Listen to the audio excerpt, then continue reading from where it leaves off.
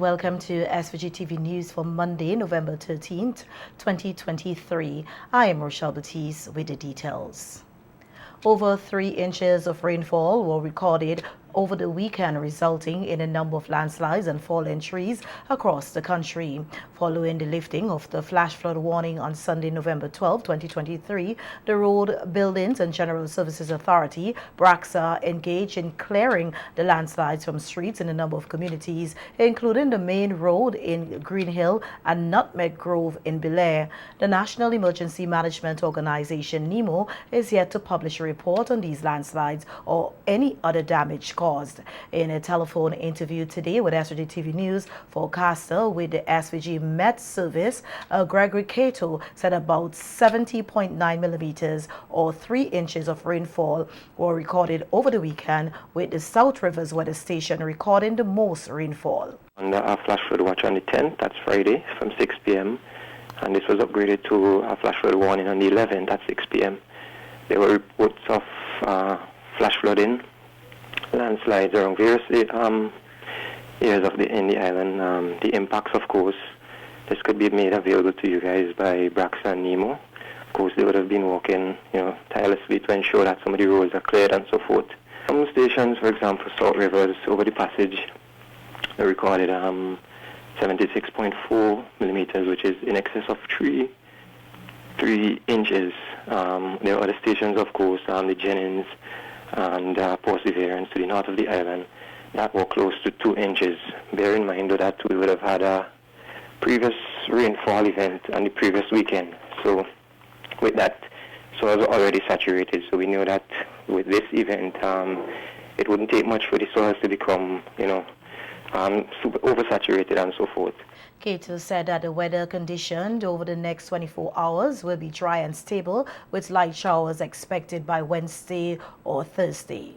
We do have pretty much a dry and stable environment within the next 24 hours. So that pretty much decreases the chance in terms of showers, but from Wednesday I'm seeing the chance of showers increases. That's not to say that we're going to get some deep shower activity as we got over the weekend. It just means that, we can expect that occasional shower here and there. Of course, I do expect, though, the breezy conditions to continue as the week progresses. A temporary health center costing the government over $460,000 was officially opened in South Rivers on Saturday, November 11, 2023. The temporary facility is located directly opposite the existing health center in South Rivers. The construction phase commenced in March and wrapped up in October. The work was done by BRAXA and subcontracted to local contractor Marcus James. Giving an overview of the temporary facility, health planner David Latchman said that the building is much more safer and was built to provide healthcare service for a 2-year period, while a modern health center is being built in the area. On this facility here today, even as a temporary facility, it is an improvement over what we have on the other side. In fact, one of the first things that we looked at is the safety and the flooding. If you look right in front of the entrance of that facility now, you would see water settling there, although it's not a very, very rainy day today. Some of the issues we were looking at was whether or not to refurbish the facility there or to build an entire new facility. The decision was made for an entire new facility, and that will come in 2 years. This facility here would carry us for that amount of time. In this facility, we have consultation rooms, 2 consultation rooms. We have one which would double as the doctor's office. You know, the doctor who only come here once or twice per week. We have the pharmacist. We have a very much improved reception area. We have a better area for the sisters or the senior staff nurse in the area. We also have improved bathrooms, improved waiting area. The building, as per its design, was built so that we can get natural ventilation. Area Representative Prime Minister Dr. Ralph Gonsalves encouraged persons in the area, especially the males, to take their health seriously and use the services that are provided at the health center. Because among the biggest killers is diabetes and hypertension, sugar and pressure. And that's why you have to check those things out. The clinic is there, check them. Women check them more than man. Man feel they macho. You think it can? You think you can knock it down? You have to check it out. Go and check it. The other thing you have to check, if you're a man, is your prostate. You see, a doctor Dr. Cyrus told me one day, he said, if you live long enough as a man, you'll either die from a prostate problem or you'll die with it. And I asked him, what can I do not to die from it and to delay as long as possible to die with it? He said there are certain things you must do. When you reach a certain age, you check it regularly. The PSA test. Doctor them examine you. Because when you get that prostate problem and develop cancer, you know, it come upon you like a thief in the night, you know. In fact, it can cause you real pain and agony. But these things you have to check them out. Just like how the woman has to go and check. And Prime Minister Gonsalves will be leading a 10-member delegation to Saudi Arabia for the first CARICOM Saudi Arabia Summit to take place in the capital, Riyadh, on Thursday, November 16, 2023.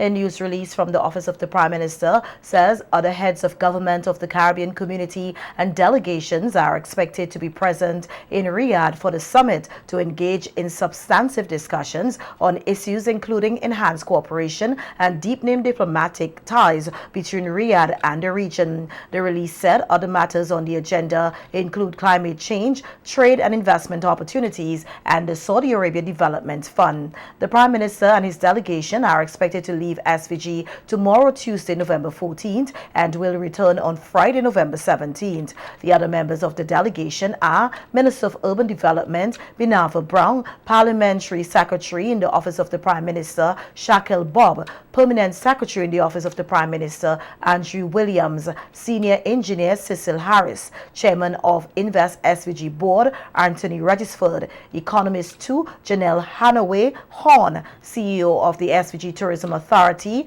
Avenel De Silva, Press Officer in the Office of the Prime Minister, Chevril Macmillan, and Security Officer Sergeant Kendall Horn. World Diabetes Day 2023 will be observed here and around the globe tomorrow, Tuesday, November 14th, under the theme Access to Diabetes, Care Education to Protect Tomorrow. To commemorate the day, the local Diabetic and Hypertensive Association, Inc. will host a symposium and fair at Heritage Square in capital Kingston. On NBC Radio Face-to-Face program on Friday, Vice President of the Diabetic and Hypertensive Association, Inc., William Harry, noted that the activities to celebrate the day started last Sunday and have been successful thus far.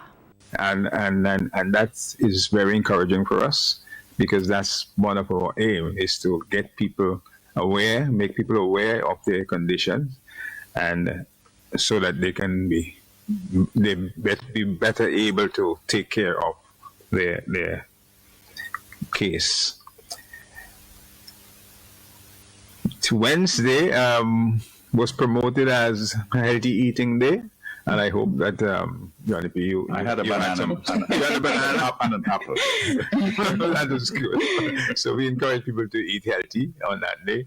I had a smoothie. No. Papaya, I guess. With papaya.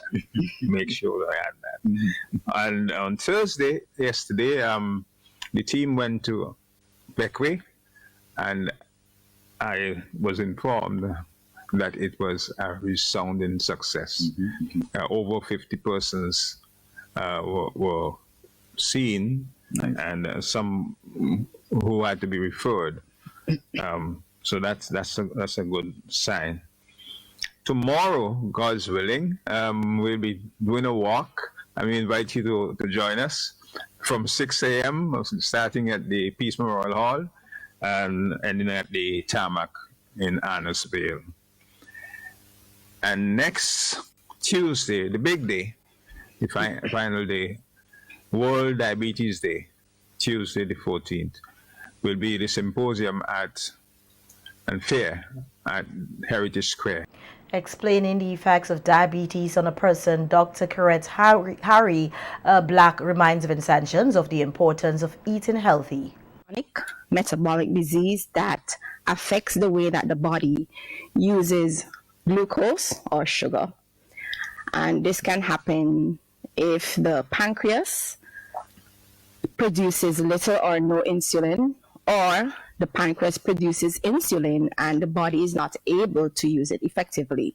So the pancreas is an organ that is found behind the stomach, and it is responsible for producing insulin, which is a hormone that regulates the body's blood sugar. There are several types of diabetes mellitus, and type 2 is the most common type of diabetes. Type 1, which was previously known as childhood onset diabetes or juvenile or insulin dependent diabetes. This is caused when the pancreas is not able to secrete any insulin at all, or secretes a small amount of insulin. And this can be from as a result of a combination of factors, including hereditary factors as well as environmental factors. Tomorrow's event at Heritage Square will commence at 9 a.m. The 42nd anniversary of diplomatic relations between St. Vincent and Grenadines and the Bolivarian Republic of Venezuela was celebrated here over the weekend with a special event hosted by the Venezuelan Embassy. Both nations have been historically and culturally united for centuries. However, it was not until October 29, 1981 that this relationship was consolidated with the exchange of style notes between the two governments. At the event, Venezuela's ambassador to SVG, His Excellency Francisco Perez Santana, said it is good to celebrate another milestone with a sister people and a sister country. In this 42 years of friendship and sincere union, my country has demonstrated with action what Bolivar dreamed of for the Latin America and the Caribbean region, and that Commander Chavez, faithful to these ideals of the liberator, genuinely promote not only union, integration, and respect, but also devoted himself to assisting our Caribbean brother, as the President Nicolás Maduro and his entire team have continued doing. But let me also mention some great friend of our Commander Chavez in this region: Fidel, Lula, Daniel Ortega, Kirchner, Evo, and of course, Raul Gonsalves. Just some of them with whom he always maintained contact and brotherhood. That is why we are not surprised that the foreign policy of the Bolivarian Revolution has been directed to support and assist our brothers in the Caribbean, and especially St. Vincent and the Grenadines. This friendship and love is part of our foreign policy. It is part of what we practice, the Bolivarian diplomacy of peace, because that is what we are, a nation of peace. Historically, we have been and we have also defended our principles, our independence, our sovereignty, and our friendship. Former Ambassador of St. Vincent and the Grenadines to Venezuela, Andreas Wickham, who served as SVG's first ever resident ambassador in Caracas for just over 9 years, described the relationship between SVG and Venezuela over the years as a very special one. The first half of that tenure was a more productive half. The second half was that period which I call a veritable medieval siege on the country of Venezuela by unilateral and illegal sanctions imposed. It was a very challenging period during that second half of my tenure. But overall, it was a rewarding experience to be representing my country as the first resident ambassador there in Venezuela. Venezuela was among the first countries with which St. Vincent and the Grenadines established diplomatic relations. So our friendship of 42 years is almost as old as our nation when we reclaimed our independence in 1979 from British colonialism. And this relationship between Venezuela and St. Vincent and the Grenadines has transcended several administrations, both here in St. Vincent and the Grenadines and in Venezuela. But it was not until 2001 that we took the relationship from the formal diplomatic niceties and we gave it a quantum leap to a relationship of solidarity, deep friendship and cooperation. And it took place in 2001. We have had a very special relationship since then. We can thank Venezuela for its continuing friendship and support to SVG. Friend. It is considered a part of the Caribbean family because it is washed by the Caribbean Sea. Its shores are washed by the Caribbean Sea. Hundreds of kilometers of coastline. And therefore,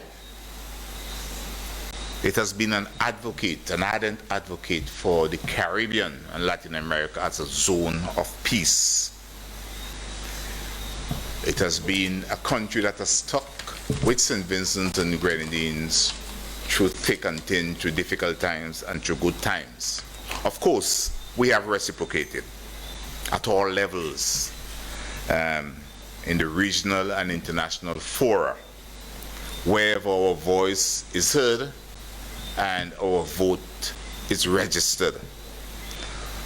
We have consistently supported and expressed our solidarity in defense of Venezuela's sovereignty and independence in the face of insurmountable odds, especially during those few last years when they were subjected to threats and I almost said amenazas, threats and the illegal and unilateral sanctions imposed by the United States of America and European countries.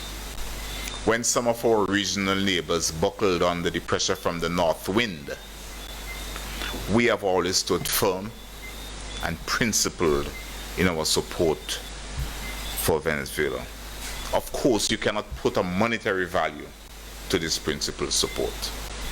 The St. Vincent and the Grenadines Red Cross Watson Desolation Training for Emergency Response begins today, November 13, 2023, at the Point Resort in Calico. Giving remarks at the opening ceremony was President of the SVG Red Cross, Alson Anderson, who noted that the training, which will conclude on November 16th, is being sponsored by PIROC and other international partners.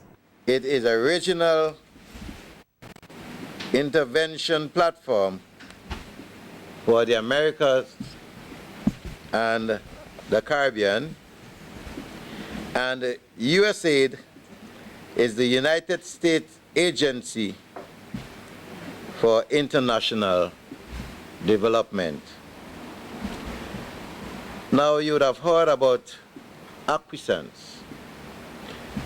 This is a humanitarian organization that delivers clean, safe, potable water to vulnerable communities affected by disaster and the crisis throughout the world. Now, this Watson and desalination training is brought about through a Ready 360 project organized by PIRAC through the French Red Cross. And you will hear more about it a little later in our program. The training will take place from today the 13th on to the 16th of November 2023. Anderson said he expects the training to be very productive. I want to especially thank our stakeholders, NEMO, Central Water and Sewage Authority, Ministry of Health and the Environment, the Beckway desalination plant, and from these entities, the persons who are doing the training came from them. So we have NEMO, especially our special partner, who is represented here and who would have aided us tremendously, and also Central Water and Sewage Authority, especially in getting this program on the ground. I also want to thank our local partners, such as St. Vincent and the Grenadines Port Authority, Customs and Excise, and also the management of parks, beaches, and rivers. Also speaking at the opening ceremony today was Director of the National Emergency Management Organization, NEMO, Michelle Forbes, who said NEMO is very happy to be part of the initiative. I believe this is the first desal training we have had for communities here in St. Vincent and the Grenadines. As Ms. Simmons would have pointed out, we would have had previous training looking at more fresh water inland and purifying it to make it more potable for our population. Now, having an alternate source of water following the impact of a hazard emergency is critical. We saw what happened during the volcanic eruption when the water system had to shut down. And we are also seeing unprecedented, and I heard Mr. Maxman saying that word, but I had it in my notes already. We are seeing unprecedented dry periods and events that have the potential to disrupt the continuous flow of water from our supplier through CWSA. We have been very fortunate in that our disruptions are very short-lived because we have had a wonderful and excellent supply from the Central Water and Sewage Authority on mainland St. Vincent. But the changing times and climate have brought the issue of water scarcity and water availability to the fore. I often wonder if we should not have learned from the Grenadines' experience and make it mandatory for homes to have cisterns and individual water storage capacity, given our changing climate. Nevertheless, our recent droughts and water rationing has highlighted the need for alternate sources of water, and this will continue to be an issue as the last 3 years we have been seeing warmer than usual climate. Every year has been warmer than probably the last 10 years. The VINLEC National Science and Technology Fair came to a close on Friday, November 10, 2023, with a prize-giving ceremony at the Kingston Methodist Church Hall. The one-week fair, held under the theme Imagination, showcased the scientific creativity and innovation of students from primary and secondary schools across St. Vincent and the Grenadines, as well as some adults who entered in the open category. There were 270 participants who submitted projects covering various topics, including physical science, technology, life science, engineering, agricultural science, as well as earth and space science. Speaking at the prize-giving ceremony, Permanent Secretary in the Ministry of Education, Michael Burke, said once imagination is not limited, the impossible will occur, and once children are given the opportunity to grow, develop, experiment, and explore, the unthinkable can be accomplished. Interestingly, one writer's perception of Caribbean students, of Caribbean children. He said that parenting kills the dreamers, the explorer. Because as a child, when we seek to experience the world with our hands, and we do experiments, we are flogged into believing that it is wrong to explore, it is wrong to create. But today we have on display the unfettered, uninhibited contribution of the creative minds.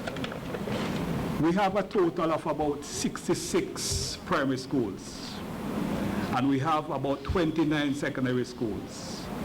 We have about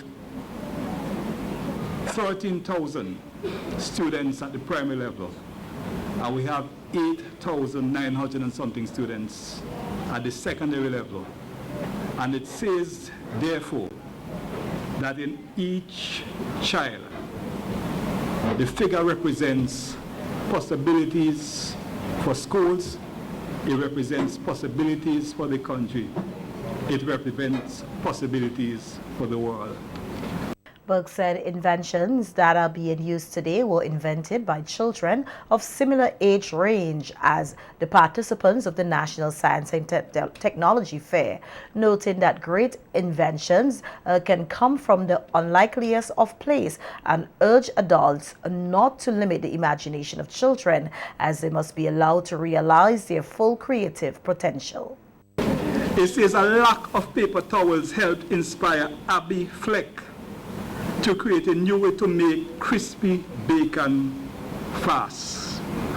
When our family didn't have paper towels to soak up the excess grease from the microwave cooked bacon, one Saturday morning in 1993, the 8-year-old decided to figure out a better way to cook bacon.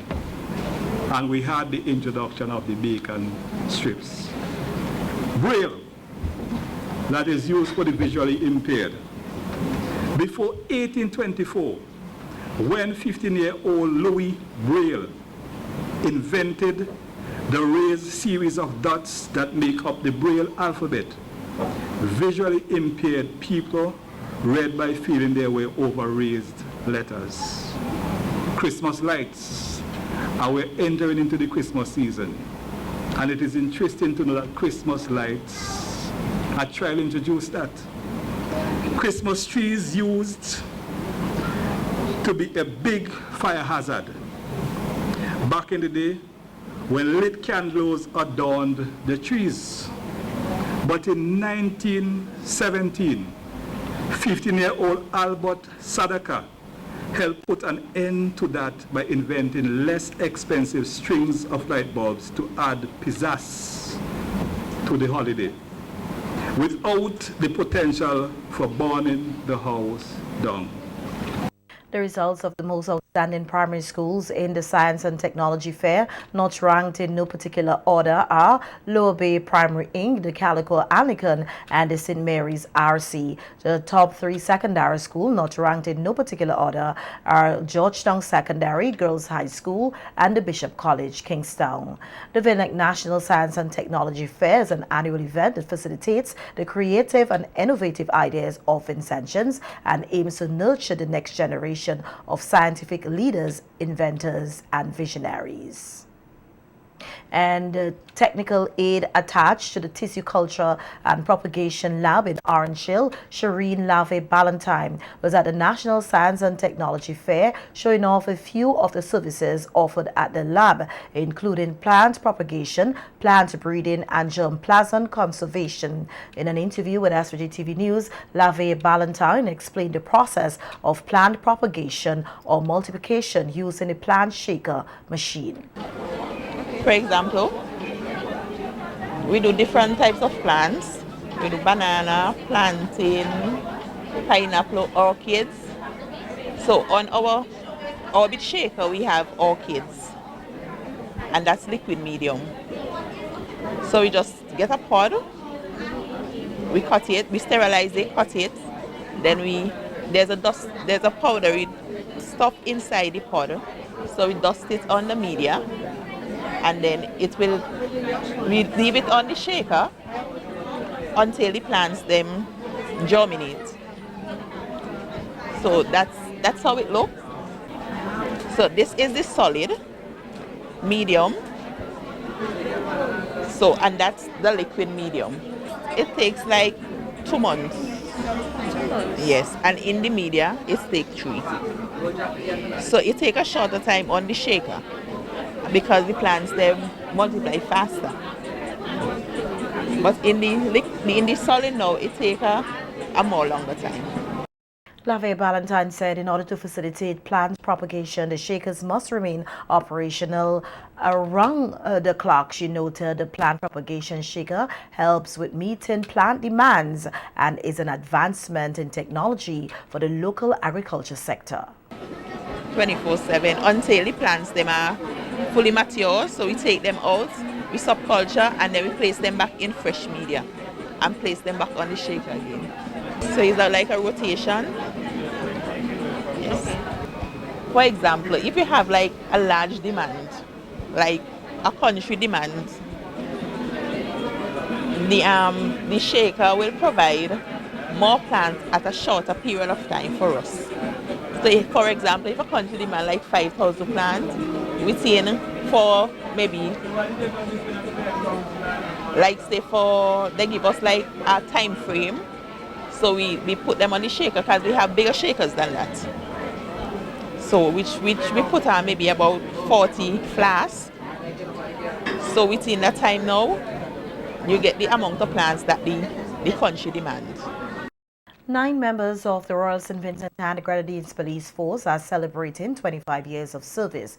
The RSVG Police Force says these individuals has contributed their expertise, commitment and unwavering dedication to the force, and their long-standing service is a testament to their loyalty and professionalism. The RSVG Police Force further noted that these officers, who have collectively dedicated a quarter of a century to the police force, represent the very essence of public service and have played pivotal roles in maintaining law and order in St. Vincent and Grenadines, noting that their outstanding contributions have significantly contributed to the safety and security of the nation. The officers, who will be celebrating the milestone on Tuesday, November 14, 2023, are Acting Superintendent of Prisons Dwayne Bailey, Inspector Neil Jack, Station Sergeant Marlon Coffey, Sergeants Mitchell Francis, Roland Brown, Kenton Pope, and Corporals Shelley and Harry, David Wright and Derek Daniel. To mark the milestone, the officers are expected to participate in several social activities in celebration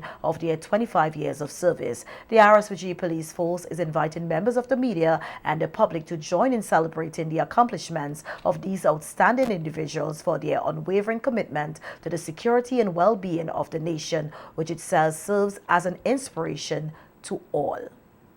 And the RSVG Police Force is seeking the assistance of the general public in locating Kenesia Morgan, a 15-year-old Adelphi Secondary School student from Lomans, Windward. The police say, according to her grandmother, Kenesia left home on Thursday, November 9, 2023 at 5:30 a.m., dressed in her school uniform to attend school in New Adelphi, and she has not returned home since. Kenesia is 4 feet 8 inches tall, with a narrow face, fair complexion, a slim build, and straight hair worn in a bun.